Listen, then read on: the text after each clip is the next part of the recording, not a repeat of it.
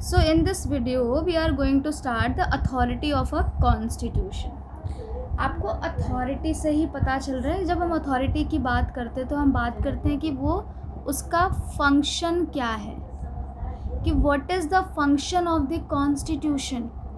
अगर जो कॉन्स्टिट्यूशन की पावर्स हैं वो ज़्यादा सुपीरियर हैं या हमारे मिनिस्टर्स, तो इसका आंसर सिंपल सा है कि बेटा कॉन्स्टिट्यूशन है हमारे पास तभी डेमोक्रेसी है, और अगर डेमोक्रेसी है तो कॉन्स्टिट्यूशन है. क्योंकि हमारे जो डेमोक्रेटिक गवर्नमेंट है हमें कैसे पता चलता है, हमारे कॉन्स्टिट्यूशन से. क्योंकि हमारे कॉन्स्टिट्यूशन में मेंशन है we the people of India. Republic बोलते हैं हम, क्या बोलते हैं, रिपब्लिक. हम बोलते हैं सोशलिस्ट, सेक्युलर एंड डेमोक्रेटिक. तो जो कॉन्स्टिट्यूशन होता है किसी भी कंट्री का, जो आपका कॉन्स्टिट्यूशन होता है किसी भी कंट्री का, वो क्या बताता है कि गवर्नमेंट का नेचर कैसा है. जैसे अगर आप बांग्लादेश का कॉन्स्टिट्यूशन की बात करेंगे तो बांग्लादेश में कई बार जो है सरकार का उलट पुलट हुआ है. दैट इज़ कभी कोई, आज मान लीजिए वहाँ पे बीएनपी थी पार्टी है ना, तो वहाँ पे पार्टीज़ क्या करती थी, सत्ता में आती थी और अपने अकॉर्डिंग उसके कॉन्स्टिट्यूशन को चेंज कर दिया करती थी. एक बार तो बांग्लादेश में क्या किया गया, एक बार तो बांग्लादेश में ये मेंशन कर दिया गया इस्लामिक रिपब्लिक, कि मतलब अब बांग्लादेश क्या हो गया है, Islamic country. But Sheikh Hasina के टाइम पे ये सारी चीज़ें नहीं थी. Just give me a second. अगर हम शेख हसीना के टाइम की बात करें तो ये सारी चीज़ें नहीं थी. तो constitution determines the very nature of the government.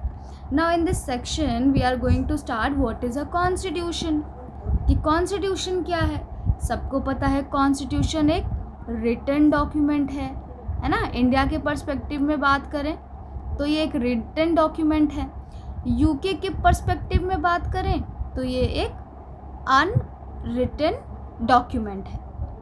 हमें पता होना चाहिए यहाँ पे अनरिटन डॉक्यूमेंट क्यों बोल रहे हैं, क्योंकि हम इंडिया के केस में क्या देखते हैं, वी हैव द बुक. हमारे पास एक बुक है जिसका नाम क्या है, कॉन्स्टिट्यूशन ऑफ इंडिया, जो कि ड्राफ्टिंग कमिटी या फिर drafting constitution assembly, constituent assembly ने उसको बनाया था ना. जब हम यूके की बात करते हैं तो हम क्या बात करते हैं कि इनका कॉन्स्टिट्यूशन जो है वो अनरिटन है, पहली चीज़. दूसरी चीज़, इनका कोई भी सिंगल डॉक्यूमेंट नहीं है, रिजिड नहीं है, कोई भी सिंगल डॉक्यूमेंट नहीं है. जैसे जैसे रूल्स बनते जाते हैं ये अपने डॉक्यूमेंट्स को इंक्रीज करते जाते हैं. तो अनरिटन डॉक्यूमेंट का मतलब इनके पास single compilation of the document नहीं है, जिस तरीके से इंडिया में देखी जाती है. आई होप इतना क्लियर होगा. So there are types of like constitution. एक होता है रिटन कॉन्स्टिट्यूशन, एक होता है unwritten constitution. Now the question here is what is constitution. आप सोच रहे होंगे पहले तो चैप्टर में हम लोग को बताया कि पहले तो हमें फंक्शन बता दिया, पहले तो हमें उसका इम्पोर्टेंस बता दिया, अब एंड में क्यों बता रहे हैं कि कॉन्स्टिट्यूशन क्या है. क्योंकि बेटा जो फंक्शन आपने पढ़ा है, जो इम्पोर्टेंस आपने पढ़ा है, उससे ही आप क्या करोगे, डिराइव करोगे कि कॉन्स्टिट्यूशन क्या है. So constitution is a written document and it can be a unwritten document which lies or which says or which states certain principles और laws को बताता है on which the government is, on which the country is governed, on which the country is governed. कि आपकी अगर country है, मान लीजिए इंडिया है ना, तो इंडिया एक डेमोक्रेटिक कंट्री है. The very nature of Indian constitution is democratic. कहाँ से पता चला, कॉन्स्टिट्यूशन से. ऐसे ही डिफरेंट कंट्रीज़ की अपनी अपनी कॉन्स्टिट्यूशन होती है, आइडियोलॉजीज़ होती हैं. चलिए next question is how effective is a constitution, कि कॉन्स्टिट्यूशन कितना इफ़ेक्टिव है हमें कैसे पता चलेगा। देखिए, हमारे यहाँ अगर हम बात करें ऑर्गन्स ऑफ द गवर्नमेंट है, जैसे कि judiciary legislature law making body है, देन इज़ योर एग्जीक्यूटिव है ना, इम्प्लीमेंटेशन जो करवाते हैं रूल्स का, and next is your judiciary. आपको पता होगा कि इंडिया में चाहे कोई बड़ा मिनिस्टर क्यों ना हो जाए, let's say president of India, let's say executive में कौन सबसे बड़ा, अगेन हम ले लेते हैं पीएम को ले लेते हैं, नेक्स्ट जुडिशरी में हम ले लेते हैं सुप्रीम कोर्ट के जज को। अब आपको रिसेंटली पता होगा कि एक केस आया था सुप्रीम कोर्ट के या फिर हाई कोर्ट के जज के अगेंस्ट।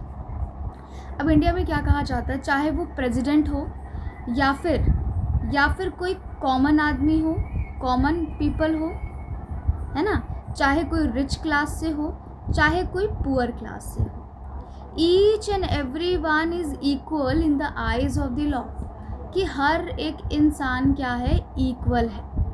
जो भी इंडिया में रह रहा है, चाहे वो प्रेसिडेंट होगा, प्रेसिडेंट के पास भी क्या है, president also enjoys some rights and common people enjoys also rights। so difference कहाँ लाया करता है कि अगर कोई भी क्राइम, चाहे वो सोसाइटी में एक बड़ा पीएम हो, प्रेसिडेंट हो, या फिर कॉमन हो, या फिर लेबर हो, irrespective of their class, their caste and their position, बेटा वो बात अलग है कि पोजीशन का इस्तेमाल करते हुए, मनी का इस्तेमाल करते हुए लोग जेल नहीं जाते हैं, that is a different thing. But according to the constitution on paper we say each and every one is equal in the eyes of the law. अगर PM is committing some crime, he must be sent to the jail. If a commoner is committing some crime, he also must sent to the jail. So this is all about कि constitution कितना effective है। also हमें पता है, let's say कि कोई आपका state government है, जस्ट अ सेकेंड, कोई आपका स्टेट गवर्नमेंट है, लेट्स से आपका गुजरात है ना, तो अगर गुजरात गवर्नमेंट है, उसने क्या किया है, उसने डिफेंस से रिलेटेड लॉज बनाना शुरू कर दिया। किससे रिलेटेड, डिफेंस से रिलेटेड। सो हमें पता है कि जो स्टेट्स हैं वो डिफेंस से रिलेटेड लॉज नहीं बना सकते हैं, वो सिर्फ अपनी स्टेट पुलिस से रिलेटेड लॉज बना सकते हैं। अब यहाँ पे मुद्दा क्या आता है कि स्टेट लिस्ट में मेंशन है सारे अफेयर्स, सारे मैटर्स, जिस पे कौन लॉज बनाएगा, स्टेट लॉ बनाएगा, सिंपल सी बात है। नेक्स्ट आपका यूनियन लिस्ट होता है ना, तो यूनियन लिस्ट बताता है कि सेंट्रल गवर्नमेंट के पास कौन कौन से मैटर्स पे अथॉरिटी है, जैसे डिफेंस की बात कर रहे हैं, जैसे इंटरनेशनल रिलेशंस या फिर फॉरेन पॉलिसी की बात करें, है ना, या फिर आपका फॉर एग्जांपल एजुकेशन से related. Education is the topic जहाँ पे आपका यूनियन गवर्नमेंट और स्टेट गवर्नमेंट दोनों लॉज बना सकते हैं, है ना, that is why it comes under the concurrent list. So how do we got to know कि स्टेट के पास कितनी पावर है, ये सेंट्रल गवर्नमेंट के पास कितनी पावर है, कौन कौन से मैटर्स पे लॉज बना सकते हैं। तो ये हमें किससे पता चल रहा है बेटा, अगेन किससे पता चल रहा है, कॉन्स्टिट्यूशन से। सो कॉन्स्टिट्यूशन का काम क्या है कि सेग्रीगेशन ऑफ पावर बताती है कि किस तरीके से पूरा का पूरा कंट्री रन होगा, उसमें हर एक सिंगल चीज़ लिखी हुई है। Reservation is very beautiful topic and famous topic. हम हमेशा कंट्रोवर्सी में रहता है कि पीपल से, और you even students say that कि अब तो रिजर्वेशन हटा देना चाहिए। बेटा आज भी कई सेक्शन ऑफ द सोसाइटी ऐसा है जो कि बैकवर्ड है। आपको या अगर मैं बताऊं कि अगर आप यूपी में जाएंगे, बिहार में जाएंगे, झारखंड में जाएंगे and even some parts of the south India, you will notice still discrimination is being conducted. आज भी डिस्क्रिमिनेशन हो रहा है। सो वी शुड अंडरस्टैंड कि हम सिटीज़ में रह रहे हैं। देखिए आप लोग सिटीज़ में रह रहे हैं जो मेरी वीडियोस देखेंगे, है ना, और आप लोग क्या, आपके पास आप प्रिविलेज्ड लोग हैं, है ना। क्या आपने कभी रोड पे देखा है जो रोड पे लोग रहते हैं ऑन द अदर साइड, क्या बेटा वो स्कूल्स जाने का एक्सेस है उनके पास? हाँ, क्या जिस तरीके से आप, अच्छा एक सेकेंड, हाँ एक सेकेंड, ठीक है बेटा, ये देखिए अब हम कंपेयर करेंगे चीज़ों को। एक तरफ आप हैं, ठीक है, let's say if it is a boy and he is privilege का मतलब क्या है कि इसके पास सारी बेसिक फैसिलिटीज़ हैं, अपने पेरेंट्स के साथ रहता है, अच्छी वेल सेटल्ड फैमिली है इसकी, है ना। दूसरी तरफ क्या हम नोटिस कर रहे हैं कि रोड पे जो बच्चे रहते हैं, चिल्ड्रन रहते हैं रोड साइड, ठीक है। तो हमने क्या नोटिस किया कि जो हम जैसे लोग हैं, जो मिडिल क्लास के लोग हैं, जो अपर मिडिल क्लास के लोग हैं, वी पीपल एंजॉय राइट्स, है ना।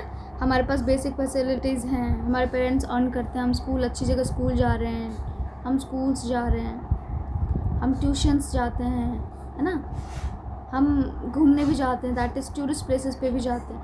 बेटा क्या ये जो रोड साइड पे लोग रहते हैं, क्या ये जो पुअर पीपल हैं या फिर जो बेटा लेबरर हैं, है ना, क्या ये सब इंजॉय कर पा रहे हैं? क्या ये सारे राइट्स को इंजॉय कर पा रहे हैं? है ना, नहीं कर पा रहे। तो इसीलिए हमारे कॉन्स्टिट्यूशन में क्या बोला जाता है कि हम जस्टिस देंगे, है ना, जस्टिस प्रोवाइड करेंगे। और ये जस्टिस किस फील्ड में प्रोवाइड करेंगे? ये प्रोवाइड करेंगे हम इकोनॉमिक टर्म्स में, है ना, इकोनॉमिक जस्टिस। हम बात करते हैं बेटा सोशल जस्टिस, है ना। तो इकोनॉमिक जस्टिस का मतलब क्या है कि government should provide the basic facilities to everyone. रोटी कपड़ा और मकान तो सबको मुहैया होना चाहिए, है ना। गांधी जी ने भी एक लाइन बोली थी कि हम तब डेवलप होंगे, तब विकास करेगा भारत, जब यहाँ पे एक आदमी भी भूखा नहीं सोएगा। सबके पास जिस दिन ये चीज़ होगी उस दिन हम बोलें कि यस हम literally we are developing. Social justice again it is related to the caste discrimination, religious discrimination, और we can say that to gain the equal importance in the society and each and every human are equal irrespective of their color, caste, creed, religion। चलिए अब हम next बात करेंगे किसकी? प्रोमुलगेशन, mode of प्रोमुलगेशन। अब mode of प्रोमुलगेशन का क्या मतलब है? मोड ऑफ प्रोमुलगेशन का क्या मतलब है कि कि कॉन्स्टिट्यूशन किस तरीके से एग्जिस्टेंस में आया, कि constitution who crafted the constitution, कि कॉन्स्टिट्यूशन को किसने बनाया, how much authority did they have, उनके पास कितनी पावर थी। In many countries constitution remain defunct because they are crafted by military leaders और the leaders who are not popular and do not have the ability to carry the people with them। अब यहाँ क्या कह रहे हैं कि बहुत सारी कंट्रीज़ ऐसी हैं जहाँ पे जो कॉन्स्टिट्यूशन है वो डिफंक्ट बोला जा रहा है। डिफंक्ट का मतलब क्या होता है कि जो उसका एक्चुअल फंक्शन है वो कर ही नहीं रहा, that is without function, that is without function. और अगर विदाउट फंक्शन है ये, that means it is a mayor document, कि सिर्फ और सिर्फ वो एक पेपर है, एक डॉक्यूमेंट है। क्यों ऐसा हम क्यों बोल रहे हैं? क्योंकि बेटा इसमें सीधा सीधा मेंशन है, क्योंकि किसने क्राफ्ट किया, किसने बनाया है ऐसे कॉन्स्टिट्यूशन को? मिलिट्री लीडर्स ने, है ना, एंड या फिर मिलिट्री लीडर्स ने बनाया है, या फिर ऐसे leaders which are not popular, मतलब पावर में रहने के लिए उन्होंने अपने हिसाब से कॉन्स्टिट्यूशन बना दिया होगा या फिर चेंज कर दिया होगा। Do not have the ability to carry the people with them, या फिर रूल्स एंड रेगुलेशन तो बना दिए हैं बट अपने फ़ायदे के लिए काम करते जाते हैं। मतलब जो लोग हैं उनके बारे में बिल्कुल नहीं सोचा जाता, है ना। तो यहाँ पर हमें क्या देखने को मिलेगा, आगे देखते हैं ज़रा। The most successful constitution like India. अब इंडिया तो भैया बहुत कहते हैं ना, इंडियन डेमोक्रेसी, देखो इंडिया है, इंडिया में लिंग्विस्टिक डाइवर्सिटी है ना। इंडिया में रिलीजियस डाइवर्सिटी है। एक सेकेंड, हम इसको सेपरेटली बात करते हैं एक बार इसकी, है ना, एक बार सेपरेटली बात करते हैं इसकी। देखिए बेटा, ये इंडिया है आपका, है ना। तो इंडिया में हम क्या नोटिस करते हैं कि वी हैव रिलीजियस डाइवर्सिटी, है ना। और यही रिलीजियस डाइवर्सिटी जब डिफरेंस में कन्वर्ट हो जाती है तो पाकिस्तान जैसा एक नया स्टेट फॉर्म हो जाता है, जो कि बैक देन 1947 में हुआ। So India is a country जहाँ आपको बेटा रिलीजियस डाइवर्सिटी देखने को मिलती है।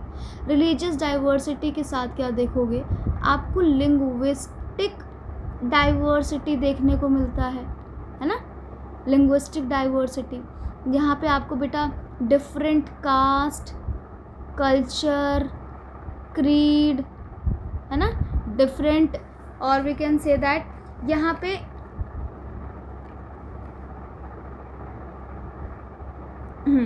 सो इंडिया में क्या देखा हमने कि रिलीजियस डाइवर्सिटी है, कल्चरल डाइवर्सिटी, इस सबको बेटा हम कहाँ लेके जाएंगे, कल्चरल डाइवर्सिटी है, लिंग्विस्टिक डाइवर्सिटी है।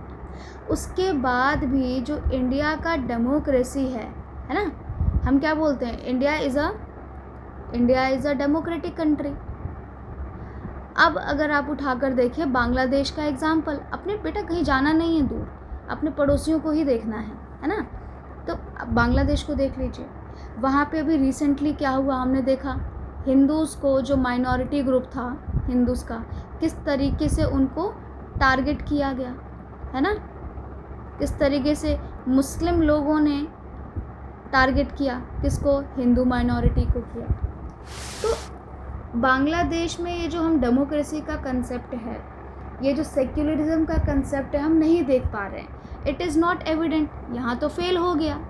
अब दूसरा एग्जाम्पल देखते हैं बेटा, जो पाकिस्तान है वो बहुत इनफेमस कंट्री है ना, सब जानते हैं क्यों फेमस है इतनी। So let's talk about Pakistan. बेटा पाकिस्तान में भी डाइवर्सिटी थी एक टाइम पे, लेकिन वहाँ पे जो हिंदूज़ थे, जो माइनॉरिटी में थे, उनके साथ क्या हुआ बच्चा पूरी दुनिया जानती है, ये किस तरीके से उनको परेशान किया जाता है। क्रिश्चियंस जो वहाँ पे रह रहे हैं उनके साथ भी बेटा सेम होता है, किस तरीके से उनको परेशान किया जाता है सबको पता है। और कहीं ना कहीं आज वहाँ पे बेटा ये जो माइनॉरिटी सेक्शन है, उनकी जो पॉपुलेशन है वो बहुत ही ज़्यादा कम हो चुकी है, जिस वजह से हमें क्या देखने को मिल रहा है कि it is a failed democracy, it is a failed democracy.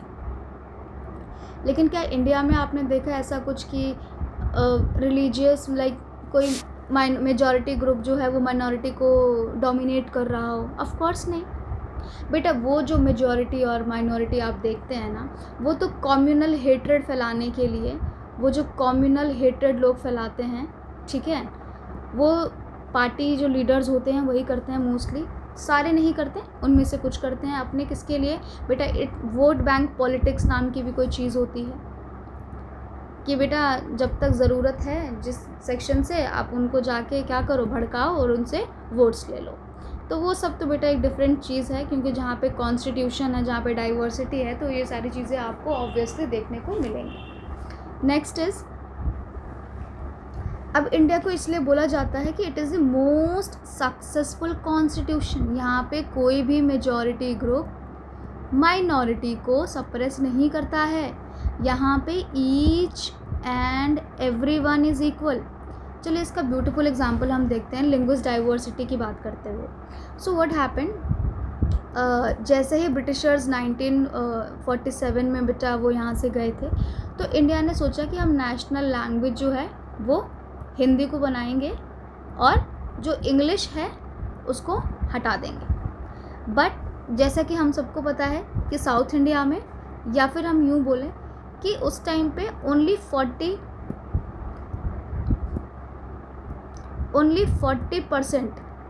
40% people use to speak Hindi and rest 60% use to speak different languages. And that is why हमने क्या किया, हमने हिंदी को जो 40% स्पीकर हैं जो हिंदी बोलते हैं, हमने हिंदी को नेशनल लैंग्वेज नहीं बनाया। हम क्या लेकर आए? हम लेकर आए ऑफिशियल लैंग्वेज एक्ट, जिसे हम ओला भी कहते हैं। अब ओला क्यों कहते हैं, आइए देखते हैं। Let's see Ola, OLA, that is official language act. अब ये ऑफिशियल लैंग्वेज एक्ट क्या है कि हमने क्या किया कि कोई भी गवर्नमेंट ऑफिसेज में काम होता है ना, या कोई भी ऑफिशियल वर्क होता है, तो हम उसको किस में करेंगे? इंग्लिश में करेंगे। किस में करेंगे? इंग्लिश में। Why English? Because south India में most of the people can speak English but they can not speak Hindi, and even in north India English आपको मेजरली देखने को मिलेगा। Despite the fact north India में डोमिनेंटली हिंदी बोली जाती है। और अगर आप हिंदी की भी बात करें तो बेटा डायलेक्ट हर 3 किलोमीटर जैसे यूपी में चेंज होता रहता है। सो हमने क्या किया, हमने दूसरा एक मेथड लेकर आए, that is official language act लेकर आए और बोला कि इंग्लिश को हम क्या बना देंगे? Official language. और हमने देखा कि हमने इंग्लिश और हिंदी, हमने इन दोनों को कहते हैं सब एसोसिएट लैंग्वेज किसको रखा? हमने हिंदी को रखा कि कोई भी सरकारी काम होगा इधर it will be done in English. और अच्छा, इन सारी चीज़ों से एक और चीज़ निकल कर आती है बेटा, यूपीएससी जैसे एग्ज़ाम्स होते हैं ना, या फिर कोई भी सेंट्रल गवर्नमेंट के एग्ज़ाम्स, कोई भी जो सेंट्रल गवर्नमेंट के एग्ज़ाम्स होते हैं, आप उसको जो 22 लैंग्वेजेस हैं, जो 22 लैंग्वेजेस हैं, है ना, 22 शेड्यूल्ड लैंग्वेज जो हैं, आप उनमें से किसी भी लैंग्वेज में सेंट्रल गवर्नमेंट का एग्ज़ाम दे सकते हैं। अगेन ये क्या कर रहा है? ये जो लिंग्विस्टिक डाइवर्सिटी है उसको क्या कर रहा है? उसको एकोमोडेट कर रहा है ना। जिस तरीके से आपने 10th क्लास में पढ़ा होगा कि क्या हुआ था श्रीलंका में, वो सारी चीज़ें तो नहीं हो रही इधर, है ना। श्रीलंका में क्या था? सिन्हालाज डोमिनेंट थे, है ना। सिन्हाला लैंग्वेज जो थी वो डोमिनेट कर रही थी, है ना। गवर्नमेंट भी क्या करती? प्रेफरेंस किसको दे रही थी? प्रेफरेंस जो दिया था वो किसको दिया था? सिन्हाला लैंग्वेज को। आगे चल के क्या हो गया बेटा? सिविल वॉर हो गया। आगे चल के ये प्रभाकरण जैसे जो टेररिस्ट ग्रुप था, प्रभाकरण जैसा टेररिस्ट देखा हमने, है ना। हमने LTTE देखा। तो अगर आप अपने कंट्री के डाइवर्सिटी को डिफरेंसेस में चेंज करते हो तो कहीं ना कहीं सिविल वॉर लाइक सिचुएशन हो जाती है। चलिए, बहुत ज़्यादा पढ़ लिया बेटा हमने। अब हम कहाँ पे थे?